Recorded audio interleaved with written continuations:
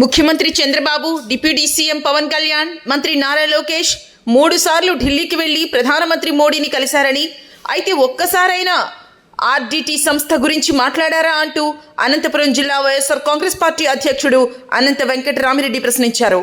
ఆర్డీటీకి FCRA renewal కోసం మాజీ MP తలారి రంగయ్య చేస్తున్న పాదయాత్ర 5వ రోజు కూడా కొనసాగింది. సెట్టూరు మండలం చెర్లోపల్లి గ్రామంలో సాగుతున్న ఆయన పాదయాత్రలో పార్టీ జిల్లా అధ్యక్షుడు అనంత వెంకటరామిరెడ్డి, ఎమ్మెల్సీ శివరామిరెడ్డి పాల్గొన్నారు.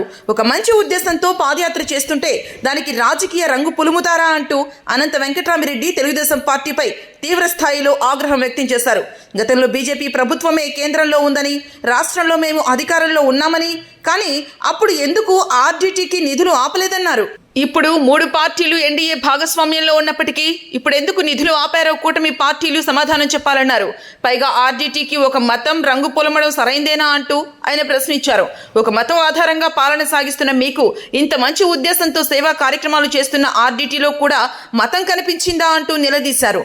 మీరు ఆర్డీటీకి ఎఫ్సీఆర్ఏ రెన్యువల్ చేయించిన వెంటనే మా పాదయాత్ర కూడా ఆపేసి మీకు కృతజ్ఞతలు చెబుతామని అనంత వెంకటరామిరెడ్డి స్పష్టం చేశారు.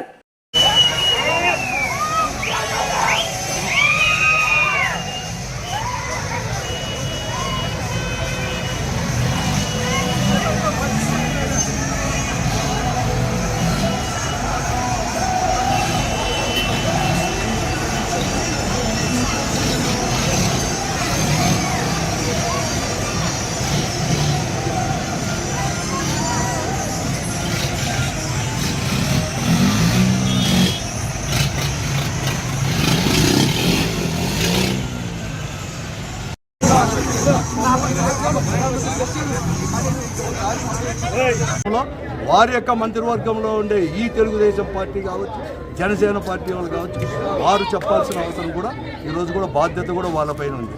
ఈరోజు ప్రజాప్రతినిధులు చెప్తున్నారు, ఎవరు చెప్తున్నారు, వారు ఉన్నప్పుడు మీరు చెప్పలేదు, మీరు ఉన్నప్పుడు నేను చెప్తున్నాను, వారు ఉన్నప్పుడు అక్కడ కేంద్రంలో బీజేపీ పార్టీని, భారతీయ జనతా పార్టీని, ఇప్పుడు మీరున్నప్పుడు అదే మీరు అడగండి, గట్టిగా అడగండి. అయ్యా వారు ఉన్నప్పుడు ఇటువంటి సమస్య లేకోకుండా కేంద్ర ప్రభుత్వం మేము కలిసి ఉన్నప్పుడు, మీరు అదే కాకుండా కేంద్ర ప్రభుత్వం మా తెలుగుదేశం పార్టీ ప్రజాప్రతినిధుల మీదనే వారిపైన ఆధారపడే కేంద్ర ప్రభుత్వం అధికారంలో ఉన్నారు కదా, మీరు అటువంటిలో మమ్మల్ని ఎంబ్రాసింగ్ పొజిషన్లో పెడుతున్నారు, ఇది తగదు, వెంటనే పునరుద్ధరించండి అని చెప్పండి. ఈరోజు ఇంకా కూడా 11 రోజుల ఉంది పాదయాత్ర. మేము మధ్యలోనే ఆపి వారికి మేము చెప్తాం ఈ కేంద్ర ప్రభుత్వానికి, ఎస్ ఇప్పటికైనా కానీ ప్రజల యొక్క మండలంలో ప్రజల యొక్క అభిప్రాయాన్ని తీసుకొని వచ్చేసి ఈ ఆర్డీటీ సమస్య యొక్క నిజాయితీని ఇప్పటికైనా గుర్తించి చేసిన దానికి ధన్యవాదాలని మేము చెప్తాం. 24 ఏప్రిల్లో ఎన్నికల కోడ్ ఉన్నప్పుడు వాళ్ళకు ఒక నోటీస్ ఇవ్వడం జరిగింది. ఆ నోటీస్ కావాలంటే నా దగ్గర కూడా ఉంది. ఆ నోటీస్కి రిప్లై మళ్ళీ తర్వాత 3 నెలలు 4 నెలలు ఏమి ఇచ్చినారో మాకు తెలియదు, కానీ ఆ తర్వాత మళ్ళీ దాన్ని రెన్యూవల్ అనేది కూడా చేయకుండా నిలిపేశారు. ఆ రోజు నుంచి కూడా వాళ్ళు చెప్తున్నారు.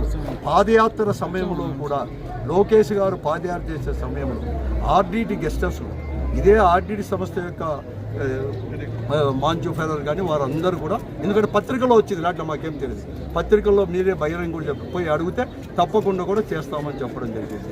వారికి సమస్య తెలుసు.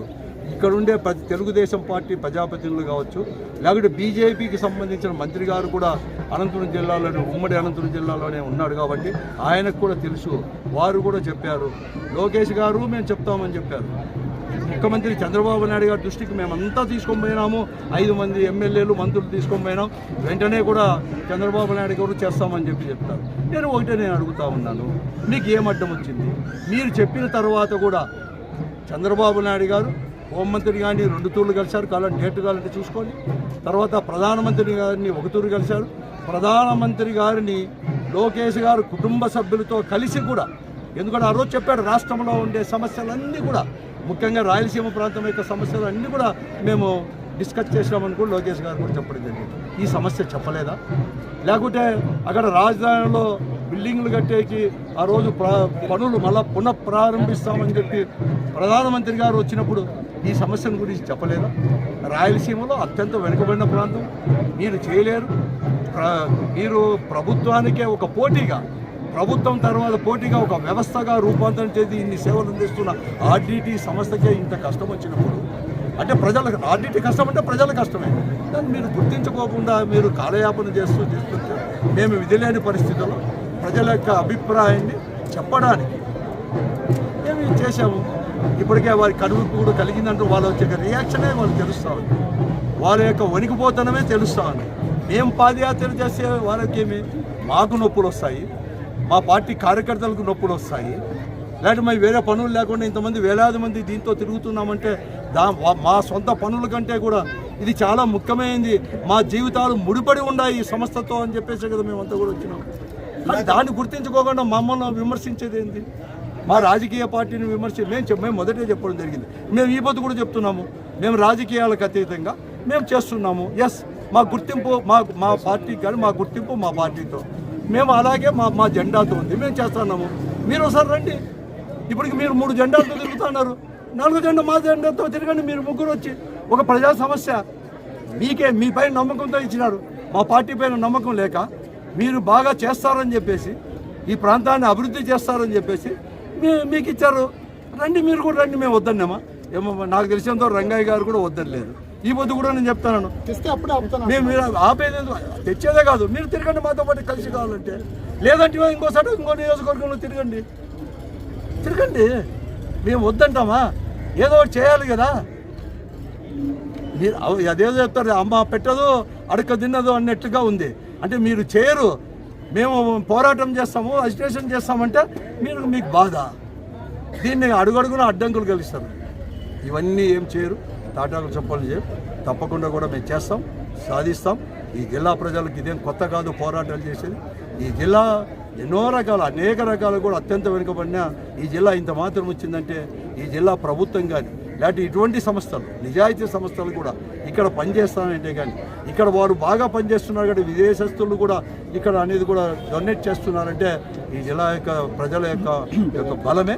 కాబట్టి ఎవరేం లేదు, ప్రజలకు ఎలా సాధించుకోవాలి ముందు అడుగుతాము, ఎలా సాధించుకోలేదు కూడా తెలుసు. తప్పకుండా కూడా సాధించుకుంటాం ప్రజల యొక్క